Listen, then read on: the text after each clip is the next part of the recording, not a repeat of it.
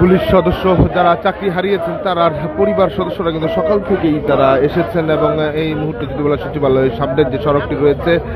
সেই সড়কের সামনে দাঁড়িয়ে তারা কিন্তু অবস্থান করছেন এবং স্লোগান দিচ্ছেন। এই দৃশ্য কিন্তু আমরা লক্ষ্য করছি এবং বেশ কিছুক্ষণ ধরে তাদের একটি প্রতিনিধি দল কিন্তু সচিবালয়ের ভেতরে প্রবেশ করেছে। সচিবালয়ের ভেতরে প্রবেশ করার পর কিন্তু আসলে যা চাকরি হারানো যে পুলিশ পরিবারের সদস্য রয়েছে তারা কিন্তু স্লোগান দিচ্ছেন এবং তারা এখানে বিভিন্ন রকমের স্লোগান দিচ্ছেন এবং প্রতিবাদ জানাচ্ছেন এবং ইতিমধ্যে তাদের একটি পরিবারের প্রতিনিধি দল কিন্তু তারা আসলে ভেতরে গিয়েছে, যেখানে তারা আলোচনা করবে এবং চাকরি ফেরতের দাবিতে তারা কিন্তু তাদের যে অবস্থান সেই অবস্থানটি তারা কিন্তু এখন পর্যন্ত রয়েছে এবং তাদের 6 সদস্য একটি প্রতিনিধি দল কিন্তু ভেতরে গিয়েছে, সচিবালয়ে গিয়েছে এবং তারা আসার পরে তো তাদের যে অবস্থান সেটি তারা জানাবে।